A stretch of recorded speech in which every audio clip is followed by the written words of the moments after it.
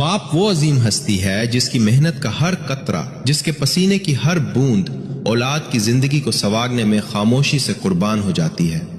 وہ تیز دھوپ میں جلتا ہے، سخت حالات سے لڑتا ہے، مگر اپنے چہرے پر کبھی تھکن ظاہر نہیں ہونے دیتا تاکہ اس کی اولاد سکون کی زندگی جی سکے۔